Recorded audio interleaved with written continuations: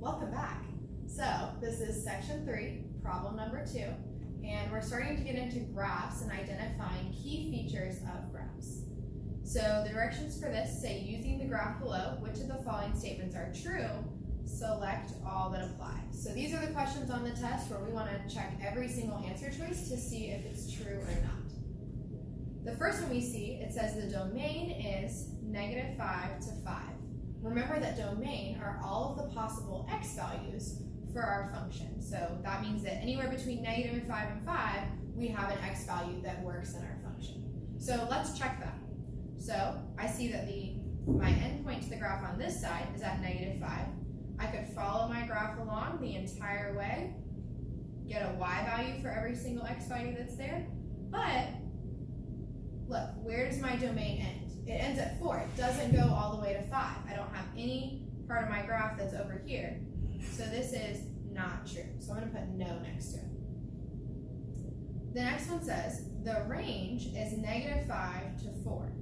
Remember that range talks about all of our possible y values. So all the y values in our function that's seen in our picture. So let's check. My smallest y value, the lowest point on my graph, is going to be here, which we can imagine is somewhere close to -4. I can already tell that this is not a true statement because no part of my range is at -5. It doesn't go all the way down to -5 on my graph. So that one's going to be no. Then it says the graph is constant from -5 to 2. So remember, a constant graph is when we have a straight line, right? So a horizontal line. There's no change in our slope. Our slope is 0 the entire time. So let's look at the part of our graph where we have a straight line, a straight horizontal line. So it goes from -5 to -2. That's perfect. Our graph is constant from -5 to -2. Our next answer choice says the graph has a relative maximum. So remember, a maximum is a point on our graph where we change from increasing, which is going up, to decreasing, which is going down. So it could look something like this, or it could look something like that, right? That's where we have kind of a mountaintop or a hilltop looking in our graph. So it says we have a relative maximum at the point 1, 1. Let's check the point 1, 1. So we are increasing, and then we change and we start decreasing. So our graph does have a relative maximum at 1, 1. Remember, a relative minimum would be the opposite, something where we're changing from decreasing to increasing. So it's more of like a valley, right? This one says the graph has only one x-intercept.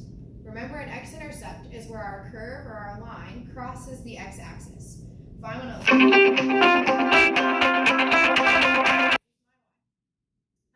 for the places where my curve crosses my x-axis, I'm going to circle it. So I actually see 2 places where my curve crosses my x-axis. That means that I have 2 x-intercepts. So that one's going to be a no. Now it says I have only one y-intercept. Remember, a y-intercept is where it crosses my y-axis. So I want to look up and down on my y-axis and see where it crosses. I only have one place where it crosses. So this is going to be a yes. Now it says the graph is decreasing from 1 to 4. A decreasing graph is when we have a negative slope, so a line going down, a curved line going down, something like that. So let's check from 1 to 4. I'm going to draw some lines here to see what's happening. And do I have a decreasing line from 1 to 4? Is my slope going down? I do. So this would be true. My graph is decreasing from 1 on my x-axis to 4.